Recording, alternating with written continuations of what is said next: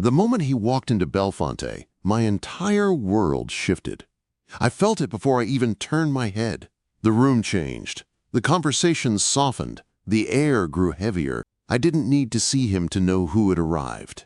Everyone in St. Louis knew the presence of August Blackwood. Some whispered his name. Some didn't dare speak it at all.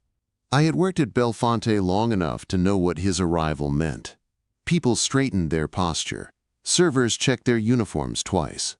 The maitre d' practically ran to escort him to his corner table. No reservation was ever required for him. His table was permanent as the fear he carried with him. My hands trembled only once as I balanced 3 plates of scallops, and that was when I saw the maitre d' pointing at me. My heart sank. I was assigned to serve him tonight. I took a breath, steadying myself while pretending to study the plates in my hands. Being nervous around August Blackwood wasn't a flaw, it was instinct. Even the chandelier seemed to dim a little when he looked up, as if the light itself feared meeting his eyes. I approached his table with careful steps, keeping my gaze on the crisp white tablecloth rather than his face. My voice stayed steady, even though my pulse felt out of control. "Your special reserve bourbon, Mr. Blackwood." I placed the glass exactly 2 inches from his hand. That was the rule. No one touched him. No one invaded his space. No one made mistakes. But the moment he reached for the glass, something caught my eye. A flicker of black ink near his cuff. Japanese characters. Beautiful strokes. Familiar strokes. My grandmother had taught me calligraphy before I could even write my own name in English. I recognized the kanji instantly. And something didn't look right. I should have looked away. But I didn't, he noticed.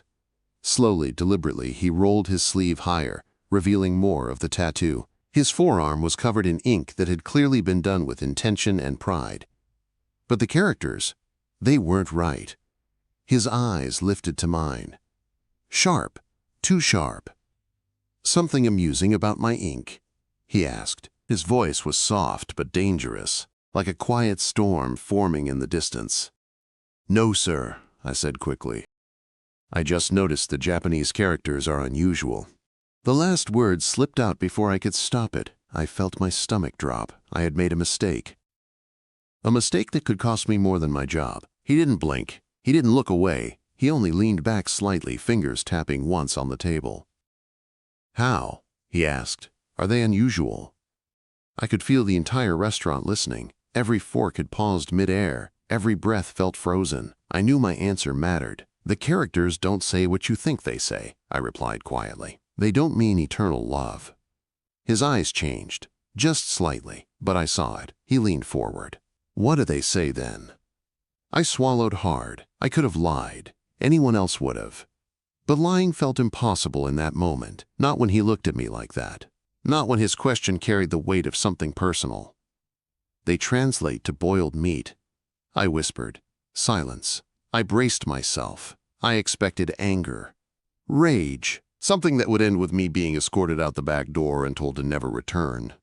Instead, he laughed. A soft, genuine laugh that didn't match the man the city feared. It stunned me more than any threat could have. "For 4 years," he said, shaking his head, "I have been walking around wearing my late wife's favorite dish on my arm." His eyes met mine with something new beneath the surface. Curiosity. Interest. A spark I didn't understand. "How does a waitress at Belfonte read Japanese?" he asked, gesturing to the empty chair across from him. I didn't sit. No one sat with August Blackwood. "My grandmother taught literature at Tokyo University," I explained. "She taught me calligraphy growing up." He gestured again. "Firmer. Sit." I hesitated, but something in his voice didn't allow refusal. Slowly, I lowered myself into the chair. Every employee stared in disbelief. "Tell me," he said, sliding his arm closer, "what this should have been." My breath caught. I moved cautiously, barely hovering my hand above his tattoo. "The artist reversed the order," I explained softly, "and connected these strokes incorrectly. If written correctly, it truly would have meant eternal love." His expression tightened at the corners. A memory flickered in his eyes. "My wife always ordered sukiyaki when we visited Kyoto," he murmured. "Thinly sliced beef, simmered slowly. Boiled meat." Understanding washed over him. and over me. This tattoo wasn't a joke. It was a love story that had been mistranslated. And somehow, I was part of correcting it. "You could have lied," he said finally, "or said nothing." "My grandmother says truth is the only luxury that matters," I replied, hoping he didn't hear the tremor in my voice. He studied me for a long moment, as if weighing my soul. Then he took out his phone. "Your shift ends now," he announced. "What?" "I'm not finished until you are today." The manager appeared instantly, nodding nervously. "Paul will cover your tables." I stared at August, heat spreading through my chest. "Why?" I asked. He stood, buttoning his suit jacket with practiced grace. "Because you're coming with me," he said, "to introduce me to your grandmother." The words hit me like a spark, lighting something inside me I wasn't ready to name. My life was changing, and I could feel it. The bell above my grandmother's flower shop door chimed softly as I stepped inside with August Blackwood behind me. I could still feel the weight of the restaurant's eyes on my back, the shock of my manager's trembling hands when he told me to go, the heat of August's stare as he led me to his car. I wasn't sure which part had made my heart race the most. Hannah's blooms smelled like lilies and warm sunlight. My grandmother always said flowers never lied. Their honesty filled the room the moment you walked in. I wondered what she would sense from the man now stepping through her doorway. Grandmother Hannah looked up from an arrangement of chrysanthemums. Her hands froze mid-stem as her eyes drifted to the tall man beside me. She didn't flinch, didn't widen her eyes, didn't stiffen her shoulders like everyone else did when facing him. She simply studied him. "Grandmother," I said carefully, "this is Mr. Blackwood. He has some Japanese characters he'd like you to see." My voice faltered because explaining the situation felt unreal. A Mafia boss with the wrong tattoo. A waitress correcting him. A grandmother who had unknowingly been part of his late wife's secret world. Grandmother's eyes softened almost instantly. "The Mafia boss with the incorrect tattoo," she said calmly, wiping her hands on her apron. I nearly choked. August blinked. It was the first time I'd ever seen him caught off guard. "You've heard of me," he said slowly. "Whispers travel faster than truth," she replied. "Come sit." He obeyed her the way most men obey fear, but he obeyed her out of something else, something like respect. My grandmother always had that effect on people. As he sat on the wooden stool beside her workbench, she rolled up his sleeve with the same firm gentleness she used when tending roses. Her finger traced the characters lightly. "These strokes are reversed," she murmured, "and these connections change the meaning entirely." Quote, I watched August's face. He didn't flinch, but the quiet emotion in his eyes was unmistakable. Pain, memory, love. "Christine would find this amusing," my grandmother said softly. August inhaled sharply. His wife's name seemed to hit him like a punch to the chest. "You knew her?" he asked quietly. "Yes," Hannah said. "She bought flowers every Thursday, always asking for arrangements that reminded her of home. But she liked adding American wildflowers to them. She said it was her way of blending two lives." I stared at my grandmother, stunned. She had never told me any of this. And August, he looked shaken. "She never mentioned coming here," he whispered. "Some treasures we keep to ourselves," Hannah replied, gently, folding a sprig of lavender into an arrangement, "even from those we love." The room felt smaller, quieter, more fragile. August wasn't the man from the restaurant anymore. He wasn't the man the city feared. He wasn't even the man with the incorrect tattoo. He was just a grieving husband, learning things he never knew about the woman he loved. "I'd like to learn the correct characters," he finally said, voice low, "and maybe learn more about what she found here." My grandmother studied him for a long moment, the way she always studied new seedlings before deciding if they'd survive. "Language lessons require commitment," she warned. "I'm a patient man," he replied, glancing at me for only a second longer than necessary. "When something matters." 3 days later he returned promptly at 7, then again the next day, and the next, until his visits became routine, and the flower shop felt incomplete without the slight tension that always entered the room with him. In those first few lessons, I watched August transform.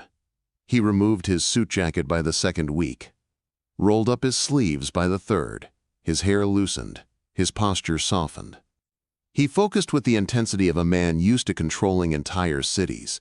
Yet here he followed the direction of an 82-year-old woman, teaching him how to hold a calligraphy brush. One evening, while practicing strokes, Hannah showed him a pressed cherry blossom bookmark. "Your wife made this," she said. His breath caught again. "She worried she was losing parts of herself," Hannah told him. "That being in your world made her forget who she once was." August's hand trembled slightly around the brush. "She never complained," he whispered. "People who love do not always complain," Hannah said, "but even silence has a cost." I swallowed, watching him from the side. I wasn't supposed to see this version of him, this raw, unguarded human version. It felt like witnessing a secret he didn't know he was revealing. I tried to look away, but Hannah's quiet humming and the soft scratch of brush on paper made the moment feel suspended, like ink that hadn't yet dried. That night, while helping serve tea, I noticed something I hadn't before, a scar along August's jaw. Thin, sharp, a story he hadn't told, a reminder of the world he walked in every day. "You've learned quickly," I said softly, handing him fresh ink. "I've had exceptional teachers," he replied. The way he said it sent a warm pulse through my chest, one I wasn't ready to understand. Then, one evening, the fragile calm shattered. Dominic, August's right-hand man, entered the shop with a tight expression. "There's a situation," he said. August stood instantly, all softness gone, his voice returning to the cold tone the world feared. "We'll continue tomorrow." He turned to leave, but before he walked out, Hannah called after him, "Be careful with my granddaughter's heart." My breath froze. August stopped, turned, looked at me, not as a waitress, not as a stranger, but as someone who had become part of his world without meaning to. "I'll return tomorrow," he said quietly, but the way he looked at me said more than his words. Something was changing, something neither of us could stop. August did return the next evening, but something felt different the moment he stepped into the flower shop. His shoulders were tighter. His eyes carried a sharper edge. A fresh bruise marked his knuckles, dark against his skin. He didn't offer an explanation, and none of us asked. The silence around him spoke loudly enough. "Today we practice conversation," my grandmother announced, pretending not to notice the tension hanging between us. "Language connects hearts, not just minds." I passed August a sheet of phrases, trying to avoid looking directly at him, though I felt his eyes on me with every step I took. Ever since my grandmother's bold comment, everything felt heavier, more fragile, more dangerous. August studied the paper, then spoke quietly. "I've been meaning to ask you something." His tone made my hands freeze midair.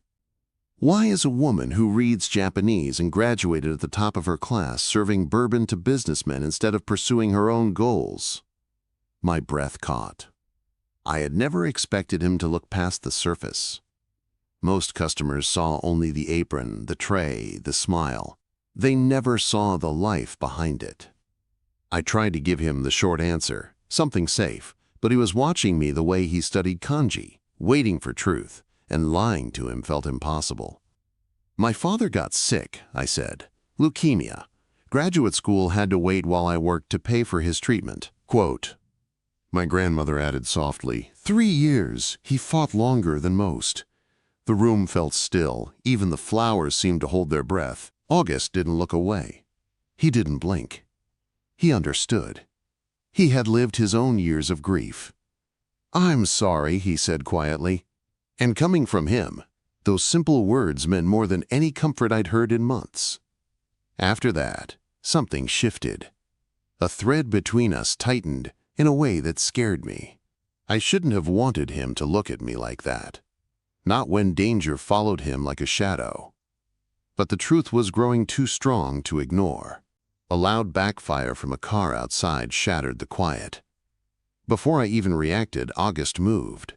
He stepped between me and the window instantly, shielding me with his body. He didn't think. He just acted. The protective gesture churned something deep inside me. Something warm. Something terrifying.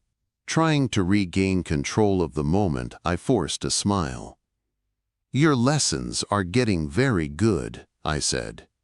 "You're learning faster than most people." Quote, "I've always been a quick study," he replied, then added softly, "and maybe I care more about this than I expected." My heart thumped hard. For a moment, it felt like the world had narrowed down to the space between us. But that illusion shattered when a delivery boy stepped into the shop holding a box with Japanese lettering. "Package for August Blackwood." August frowned.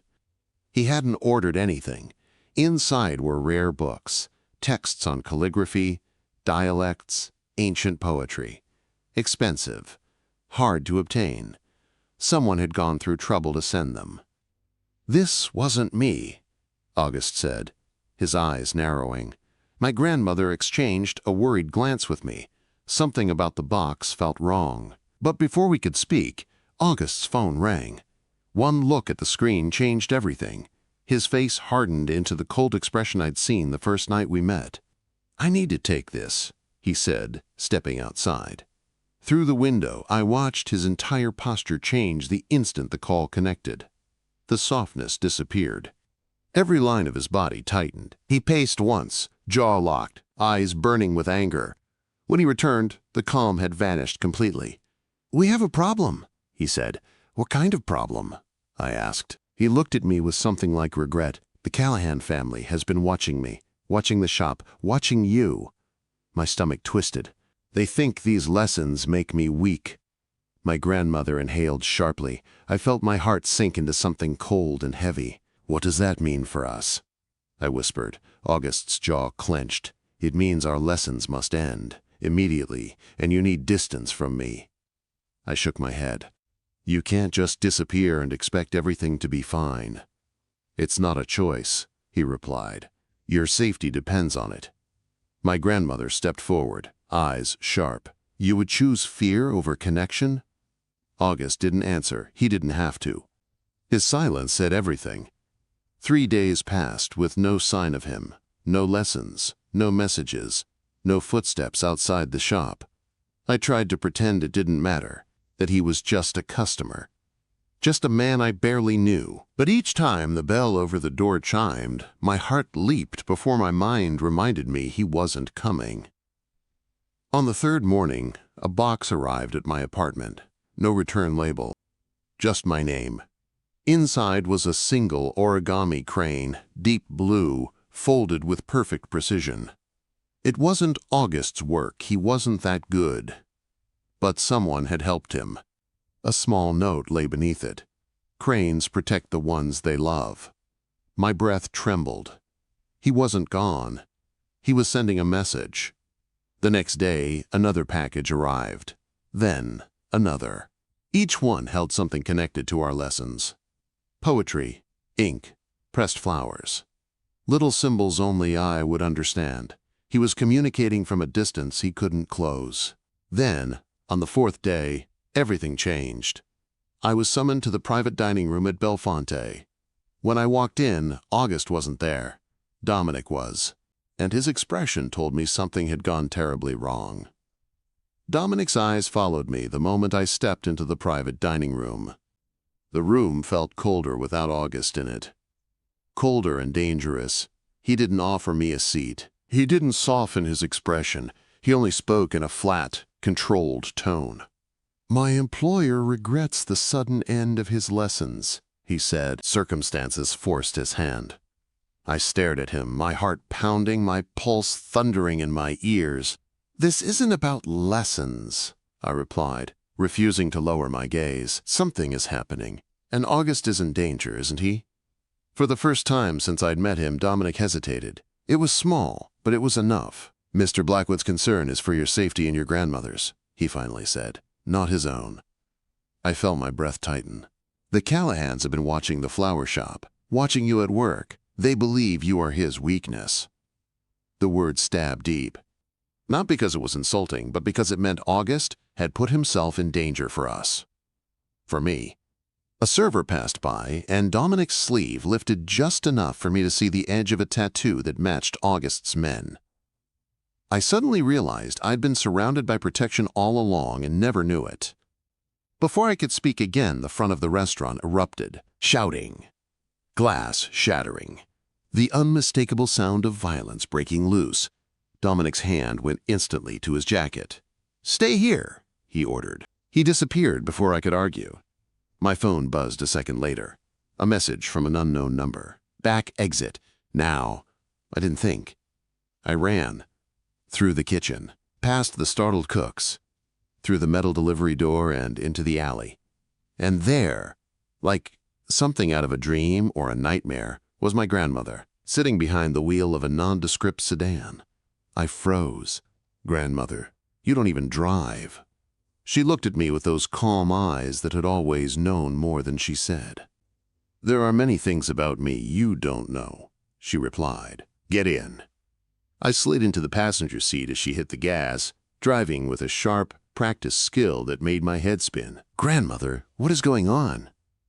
Her jaw tightened. "Before I was a professor, before I opened a flower shop, I was married to a man not unlike your August." My heart nearly stopped. "You knew this world?" I whispered. "I lived in it," she answered. "Your grandfather was a captain in one of Japan's most powerful Yakuza families." Everything clicked at once, her calm around August, her sharp instincts, her ability to read danger like weather. "You knew exactly who he was from the moment he walked into the shop," I whispered. "I recognized a man torn between worlds," she corrected. "Just like your grandfather was." The sedan turned down a quiet service road until a small cabin came into view. Simple, unremarkable, but surrounded by a grid of security cameras. My grandmother cut the engine. "He built this place for protection," she said. "He's been preparing for weeks." The cabin door opened. August stepped out, not in a suit, not polished or perfect. His sleeves were rolled up, his hair slightly tousled, and a dark shadow covered his jaw. For the first time since I met him, he looked less like a legend and more like a man. A real man, with fear, with hope, with something fragile beneath all that steel. His eyes softened when he saw me. "Get inside," he said. "Both of you." The cabin was warm, stocked with food, blankets, firewood. Prepared. Too prepared.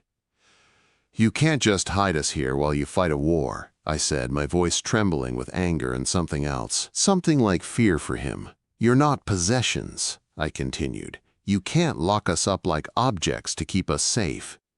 "Your safety isn't negotiable," he argued. "And my choices aren't optional," I shot back.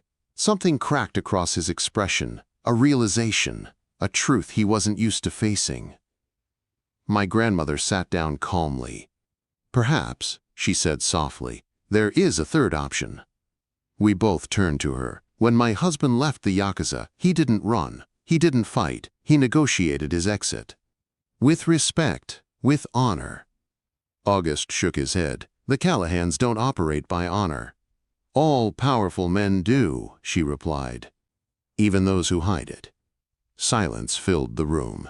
Then something changed in August's eyes, a decision.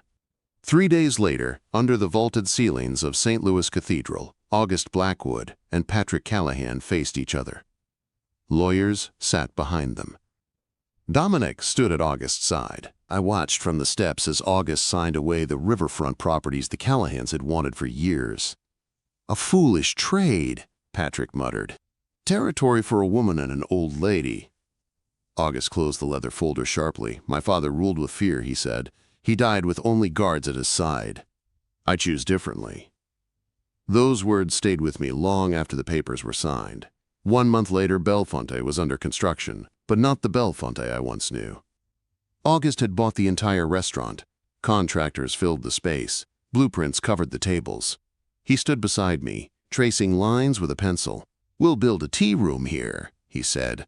"Your grandmother can run it." I looked at him, amazed. "You're changing your flagship territory into something completely different," I said. "Aren't you worried about how people will see you?" He turned his arm, showing the corrected tattoo. 2 sets of characters, boiled meat and eternal love, side by side. Truth and mistake. Past and future. I'm not erasing what I was, he said softly. I'm making room for what comes next. He took my hand. No fear, no hesitation. Just a man choosing something bigger than power, and choosing me too.